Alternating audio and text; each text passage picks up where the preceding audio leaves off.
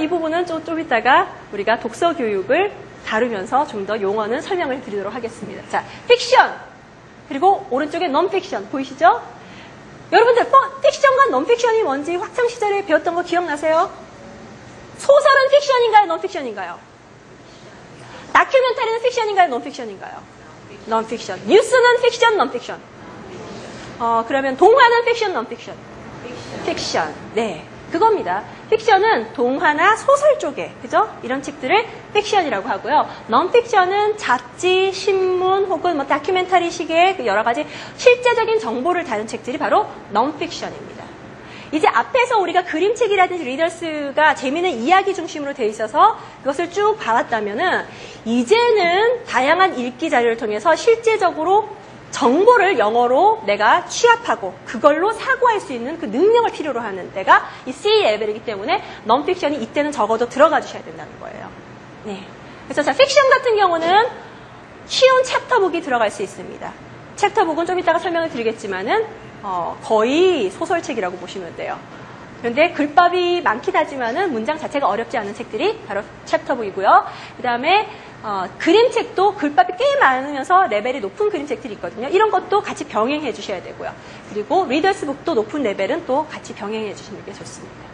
그리고 non-fiction은 이런 식으로 잡지라든지 non-fiction 리더스는 리더스인데 non-fiction 같은 다큐멘터리 내용을 다루고 있는 것이 바로 이 non-fiction 리더스입니다. 자, 그 다음에 인터넷과 영상물들은 이제 non-fiction이든지 아니면은 그 과학 개념, 수학 개념도 이제는 슬슬 영어로 들어갈 수 있는 시기예요. 그죠? 그래서 그냥 재밌는 영어 뭐 프로그램, 만화 이런 걸 떠나서 이제는 은근슬쩍 과학도 들이댈 수 있는 뭐 매직 스쿨 버스라든지 이런 그 EBS의 The Little Thinker Story 이런 것은 과학 개념을 만화를 보면서 영어로 배울 수 있는 그런 영상물들입니다. 이런 것들도 같이 들어가실 수가 있습니다. 그리고 잡지를 활용한 timeforkids.com에 그런 그 teachers, 그러니까 선생님들을 위한 리소스가 많은 인터넷도 여러분들이 활용을 하실 수가 있고요. 자, 이게 바로 C 레벨이었습니다. 자, 그 다음 D 레벨로 넘어가도록 할게요. 자, 뭔가 좀 어려워 보이죠? 이제는 굉장히 높은 레벨의 픽션입니다. 이제는 그림이 거의 없어요. 그냥 순전하게 글 자체만으로 아이들이 책을 즐기고 읽을 수 있는 수준이 바로 픽션의 뉴베리상 수상작이라든지 아니면 높은 수준의 챕터북이 이 레벨에 들어갑니다. 이 정도 책을 읽는 아이들은 이제는 유창성이 확보되었다고 해요, 저희가. 읽기의 유창성. 우리는 유창하다 그러면은 왜 말을 샬라샬라샬라 하는 거를 유창하다고 생각하는데 읽기도 유창성이라는 말을 써요. 그래서 유창하게 읽을 수 있는 단계가 바로 D 레벨이기 때문에 이때는 유창성만이 중요한 것이 아니라 이런 확보된 유창성을 모국어를 바탕으로 해서 모국어의 그 사고 체계 그리고 정보 체계를 바탕으로 해서 좀 더 체계적으로 표현할 수 있는 그 능력까지 필요로 하는 시기입니다. 그래서 이때는 non-fiction도 굉장히 그 꽤 높은 수준의 학습적인 그런 내용들 그리고 좀 정보가 굉장히 고차원적인 내용들이 들어가게 됩니다. 그리고 인터넷이나 영상물도 뭐 이제는 가족영화 같은 거 여러분 할리우드 가족영화 같은 것은 이 시기에는 얼마든지 듣고 보고 이해할 수 있는 시기가 된다고 봐야겠죠. 뭐 해리포터는 여러분은 너무 잘 알고 계실 거고요. 그리고 뭐 매니북스 같이 클래식이 완전히 그 무료로 다 제공되는 그런 무료 인터넷 사이트를 이용하셔도 좋고요. 아니면은 bookadventure.com이라는 곳이 있는데 이 부분은 제가 특별하게 여러분들 소개시켜드리고 싶은 게 북퀴즈가 어지간한 그 유명한 책들, 그죠? 여기에 뭐 C레벨, D레벨에 소개됐던 이런 책들이 거의 다 북퀴즈가 나와 있어요. 북퀴즈라는 게 뭐냐면은 여러분은 책을 읽고 난 다음에 이 책을 얘가 진짜 제대로 설렁설렁 읽었는지 그냥 듣긴 들었는데 그냥 듣고 뭐 다 들었어요라고 얘기하는지 확인할 길이 없을 때 그죠? 내용을 영어로 질문하고 아이들이 그거를 체크해가지고 성적이 나오는 사이트입니다. 네.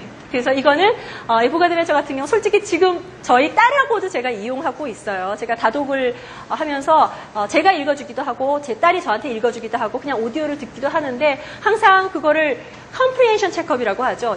네가 이거를 이해했는지 안 이해했는지 이거를 참 체크하기가 힘든데 이 사이트에 들어가서 로그인 딱 해서 여기에 나왔던 북퀴즈를 하면은 이게 90점이다, 80점이다 딱 나옵니다. 그러니까 이런 것을 많이 활용을 해서 여러분들 아이들의 다독 활동을 장려해 주실 수가 있는 겁니다. 자, 이게 바로 A레벨부터 D레벨까지 접근할 수 있는 여러 가지 교재의 유형들을 살펴봤는데요.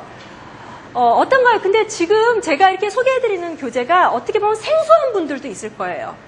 왜냐하면은, 그냥 우리는 초등 영어를 시작한다 그러면 온라인 엄마표 영어 교육을 모르시는 분들은 보통 그냥 뭐 코스북 같은 거라든지 아니면 중학교, 초등학교 교과서 영어라든지 아니면 뭐 신문에 나오는 뭐 생활회화라든지 이런 거 열심히 해서 그죠? 레벨을 올리면은 그게 되는 게 아닌가라고 생각을 할 텐데 지금 제가 소개시켜드린 이 교재들은 온라인 엄마표 영어 교육에서 리딩 레벨에 맞춰서 그죠? 같이 갈 수 있는 그러니까 오센틱한 교재에 가깝습니다. 오센틱한 교재라는 것은 실제로 언어 교육을 위해서 만들어낸 교재라기보다는 실제로 원어민들이 사용하는 그대로의 교재라고 보시면 돼요.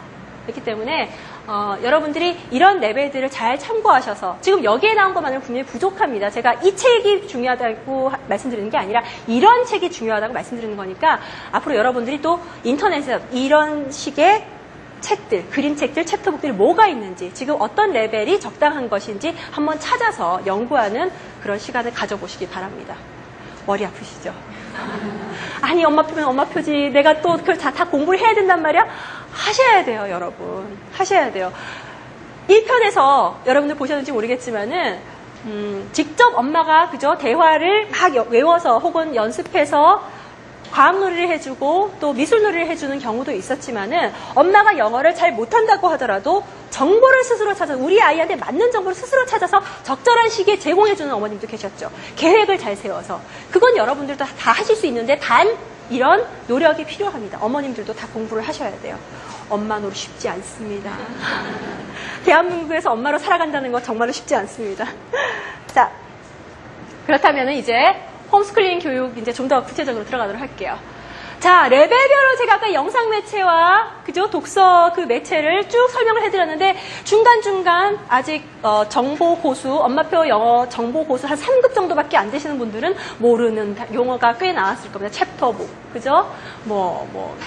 혹은 넌픽션 이런 단어들이 나왔는데 하나하나 또 살펴보도록 할게요. 자, 첫 번째, 그림책, 픽처북입니다.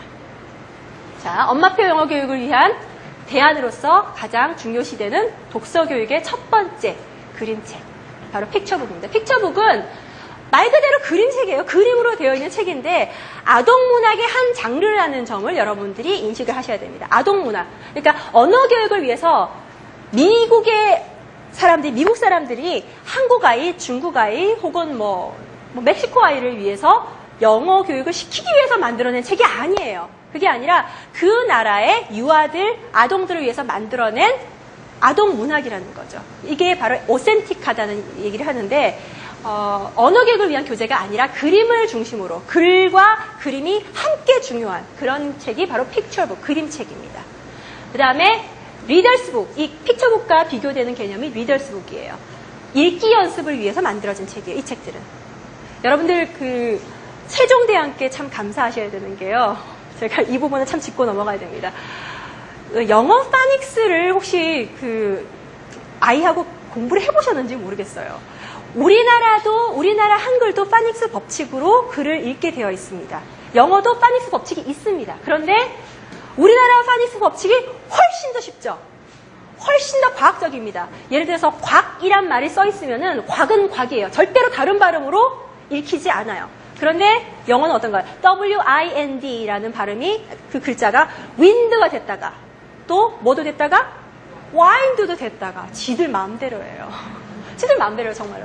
그런데 그만큼 파닉스가 굉장히 여러 가지 복잡한 법칙을 가지고 있기 때문에 문맹도 많고요, 미국에는. 또 읽기를 어려워하는 아이들이 참 많습니다. 그런 아이들을 위해서 리더스북은 쉽게 단어도 쉬운 단어, 문장도 쉽게 줄인 문장으로 이렇게 책을 만드는 경우가 많습니다. 그런 게 바로 리더스북이에요.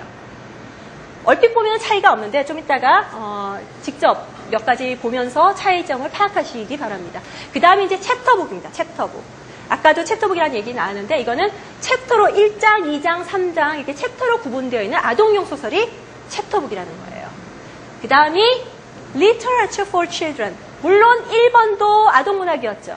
근데 4번도 아동문학인데 이거는 그림책이 아니라 말 그대로 아동문학. 글 중심의 아동문학입니다. 챕터북과 같이 쓰이기도 하는데 챕터북은 사실 문학작품이라고 하기에는 약간 무리가 있는 그런 책들 중심이고요. 그 다음이 5번인 non-fiction입니다. 자, 하나하나 다시 보도록 하겠습니다. Today's Monday라든지 I Love You Through and Through, 사랑해라고 번역본도 나와 있는 이런 책들이에요.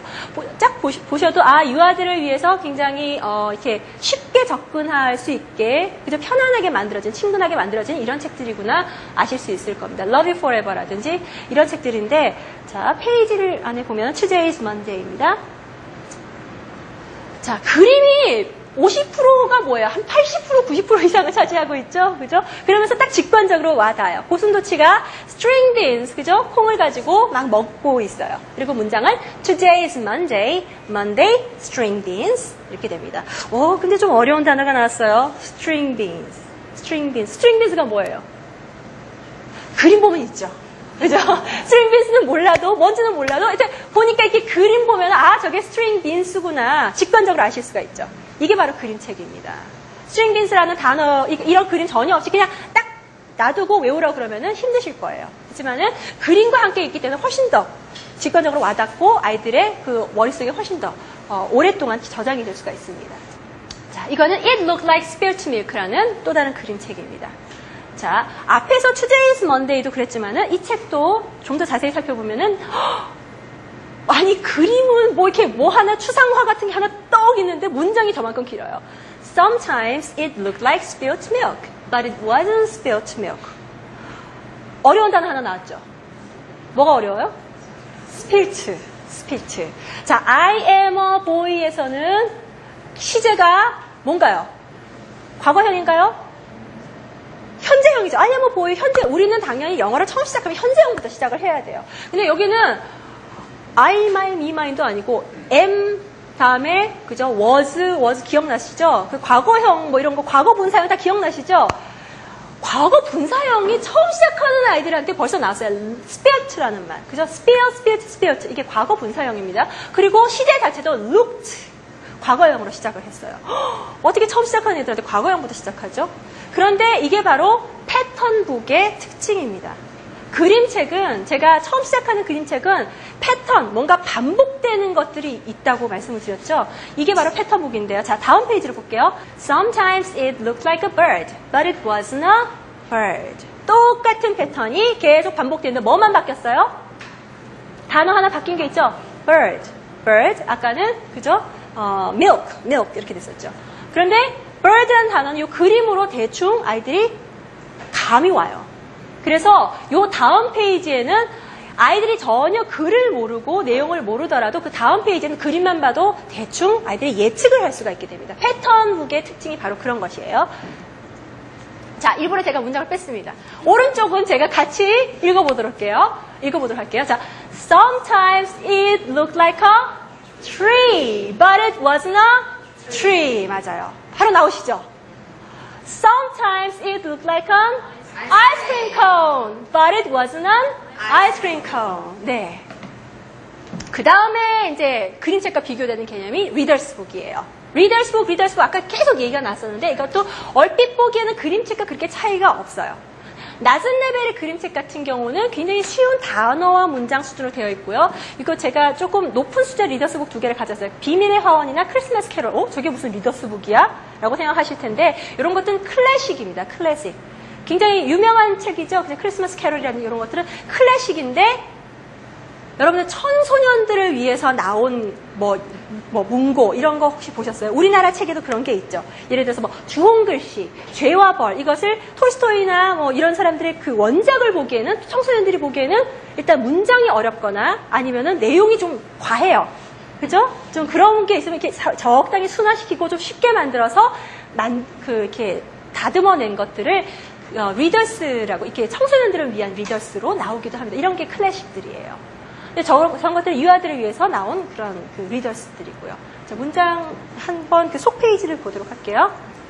자, 이거는 사이트워드 리더스의 한 페이지입니다. I like to run, I like to swim. 얼핏 보면 그림책과 그렇게 큰 차이는 없어요. 그런데 뭔가 2% 부족하다는 거 혹시 예민한 분들은 느끼실 거예요. 뭔가 이렇게 그림이 창의적이라거나 크리에이티브하다거나 예술적이라거나 뭐 이런 부분보다는 쉽고 직관적이고 뭔가 따라하기 쉽고